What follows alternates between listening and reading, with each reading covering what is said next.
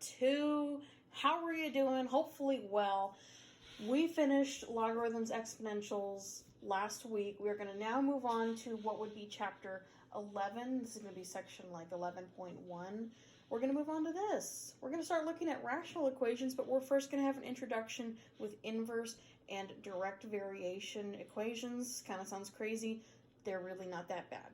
Okay, look at the cute dogs. Get a little bit of happiness. Let's get started. So, direct versus inverse variation.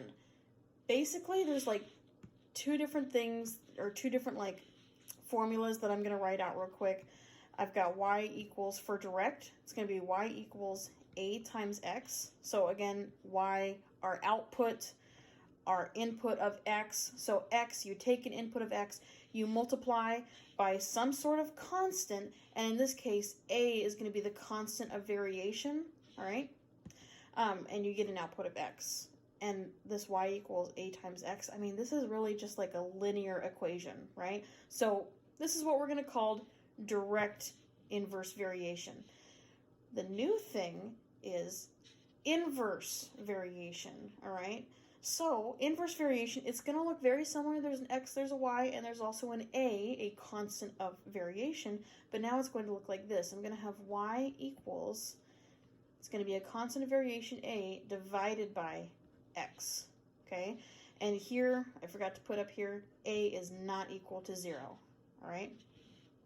So that's basically the difference between direct and inverse. Direct is a more linear function, and inverse is going to be kind of what we're going to start jumping into rational. We're going to look at rational real quick, all right? So let's see exactly what the difference between these two are, all right? I'm going to say, let's let a equal 1, and we're going to look at the graphs of both of these here, okay? So what I'm going to do is I'm going to graph this function, this direct variation function, y equals 1 times x, and I'm also going to graph the inverse function where I set a equal to 0 here, y equals 1 over x, and we're just going to look at what happens to both of these, all right? So Desmos, we put this on projector mode. All right, so up at the top left-hand corner, I have y equals 1 times x. If I turn that on, I can see the graph of this red line here. All right, it's nothing special. Obviously, it's a linear function. Okay, I'm just multiplying by 1. My slope here would technically be 1. All right, so this is direct variation. It's just a linear, really. I'm going to turn that one off, and we're going to look at the inverse variation function. Okay, so y equals 1 over x. Why don't you take a second, take a guess what that might look like? Well, that's pretty darn crazy. What happened? Let's check it out, all right? So we see that our inverse, and if I notice on the left-hand side, okay, on the left-hand side of my function, this thing, like as x gets really, really small, it gets really close to 0, right? But it doesn't look like it ever touches, okay? And then as we get closer to 0, it looks like we kind of go down, and then also, it also comes back and it goes up, and now it's positive, and then as x gets bigger, it goes to infinity. It still looks like it's going closer to 0, but on the right-hand side of this thing, it isn't going negative, right? So let's look at exactly what's going on here real quick. Okay. So with my direct variation, I'm just going to fill out a quick table of values. When x equals 0, I've got y equals 1 times 0, which is just 0, right? Okay. When x equals 1, I've got 1 times 1, which is just 1. So really, all of these are just staying the same. And that's where we get this linear direct variation function, okay? So that's what we just graphed. Over here with our inverse variation, I have y equals 1 over x. So if I plug this in, I'm going to say when x equals 0 in here, if I plug that in, I'm going to have y equals 1 over 0. Can you divide by 0? What was the first thing that you were taught in like first grade? You can't divide by 0, right? So we're just going to call this undefined for now. And we'll look at it in just a second, all right? If I have 1, if I've got y equals 1 over 1, well, that's just 1, okay? 1 over Now my x is 2, right? 1 over x. Now my x is 2. Now I just have 1/2, okay? And then 1/3, 1/4, 1/5, 1/6, 1/7. So these numbers are starting to get smaller, right? And that's where we see when x equals 1, I've got that. When x equals 2, I'm at 1/2. When x equals 3, I'm at 1/3, and then 1/4, and then 1/5, and 1/6. It keeps getting smaller, but it's never going to be negative, right? What about when x equals 1/2? What happens there?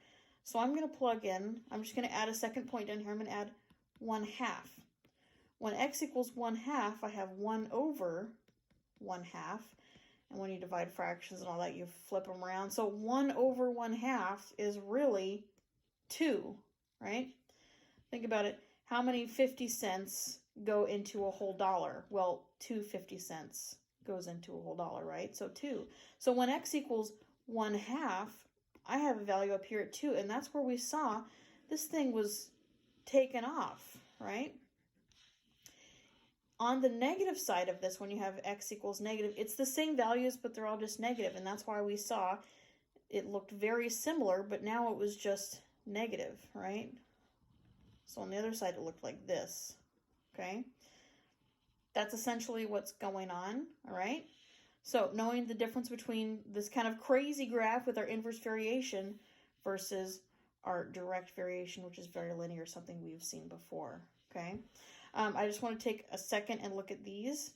So an asymptote, reading right here, a line that a curve approaches but never meets or crosses.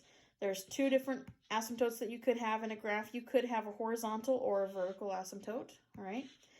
In a coordinate plane, if you have a horizontal, right, one that's just laying down flat, you would have an equation of y equals something. So maybe this was at 0, 3, right? Then you would have a horizontal asymptote at y equals 3 because all along this line, your y values are 3. The difference between that one and horizontal, or excuse me, in vertical asymptotes, so I'm going to do this vertical one in green. Let's say you have a vertical asymptote here, and I'm kind of saying this because up here we may have a vertical asymptote at 0 possibly, right?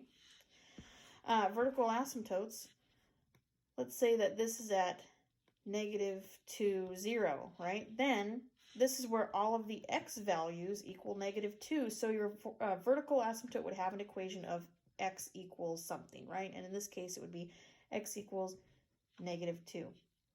Okay, that's just a review of those things. So hopefully you can see this kind of small font, and I apologize, but we're just going to answer some questions. What happens when x goes to positive infinity? What happens when x goes to positive infinity? So as I'm moving this way on my x-axis, I'm going to positive infinity. What the heck happens to my y's? Well, I see that my y's are getting closer and closer to 0, right? So I'm going to say when x goes to positive infinity, my f of x values, my y values, they just start approaching 0, right? They get smaller and smaller, as we saw, 1/7, and the next would be 1/8, and then 1/9, 1/10, and it would just get smaller and smaller and smaller. Do we have any horizontal asymptotes? I would say yes, because still here, horizontal, we're never approaching 0, but we're getting real dang close, right? So I would say we would have a horizontal asymptote. And again, horizontal asymptotes always are y equals something. So I would say we would have a horizontal asymptote at y equals 0. On the flip side of it, what happens when x goes to 0? Okay, so now what happens, I'm going to erase this real quick. So what happens when x gets really, really close to 0, right? What happens when x gets really, really close to 0? Well, these things, right, these functions, these lines just kind of shoot off in either direction, right? So it kind of looks like f of x is going to a positive infinity because it's growing really tall this way, but it also looks like f of x is going to negative infinity if you approach it from the other side.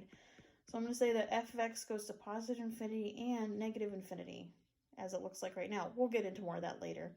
What about any vertical asymptotes? Well, again, right down the middle, right? It never really approaches the 0, so I'm going to say that x equals 0. We have a vertical asymptote at x equals 0. Okay, that was the difference between direct and inverse. We answered some questions about asymptotes. Hopefully that was a good review. I got a couple questions that are going to be very similar to the homework, so hang in there with me. So I'm going to go over a couple that you will see on your homework as well. Basically, I'm asking, are these equations inverse or direct? And what would their constant of variation be? So I'm going to write off to the side, direct variation had a form of y equals some constant a times x, and inverse looked like y equals a constant a divided by x. All right, so in this first one I have y equals, okay, right here, y equals 4 over x. So what does that look like? I mean, I have a fraction, so it definitely looks like inverse, and my constant of variation, this just number 4 is on the top, right? And it's being divided by x. So yes, this is inverse. Okay, and my a value, my constant of variation, well, a would just be 4 here. Okay, this one down here, now I have 8 equals y divided by x. Okay, let's just try and get our variables on opposite sides and see what happens. So I'm going to move this x. I'm going to, since x is being divided, I'm going to multiply by x on both sides. Okay, that's going to cancel those out. So I'll just be left with y on the right-hand side. On the left-hand side, I'm just left with 8x, right? I mean, it's the same thing. I've just kind of moved this x around. 8x equals y. That looks a lot like direct variation, right? I've got a y equals some sort of constant times my variable of x, so this is going to be direct. And here, my constant variation a would be equal to 8. All right, this next one, x times y equals 2. Again, I'm going to mess with it a little bit, see if I can get it into one of those forms over here. So I'm going to get my variables on opposite side. I'm just going to divide by x on both sides.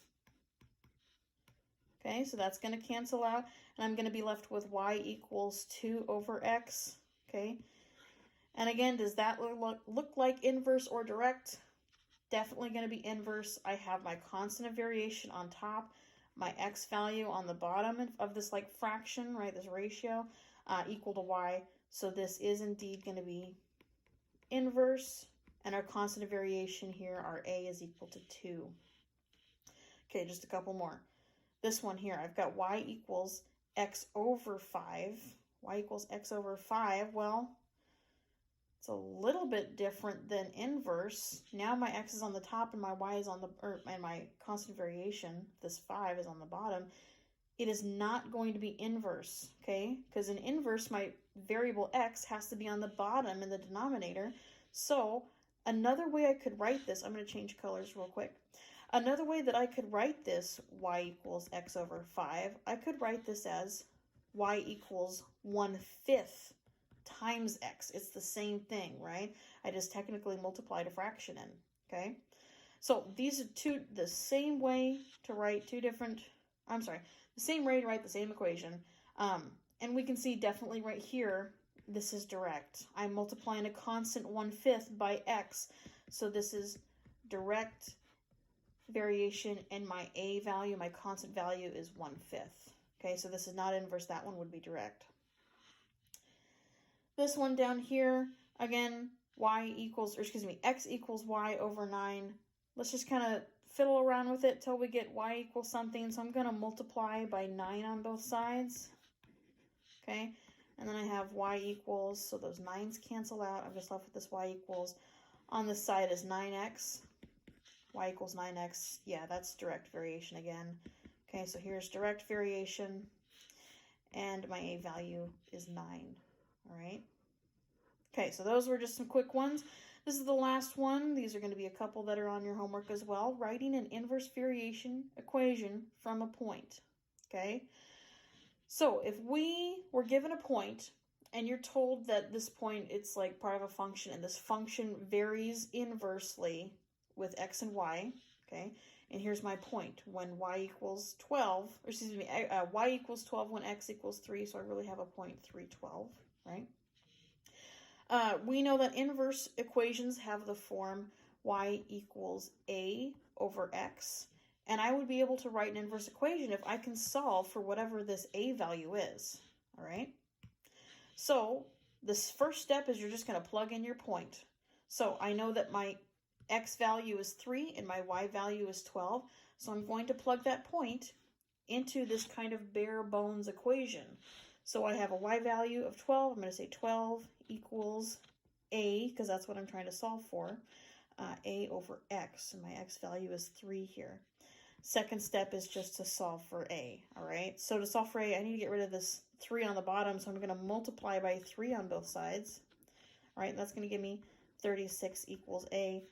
I've solved for a. Now I can rewrite my equation from here with my a value of 36. So my inverse equation is just going to be, okay, so this is like step 3. My inverse equation is just going to be y equals 36 over x, okay? And then down here it says, all right, now that you find the value, now that I've found the value of a, find the value of y when x equals 42.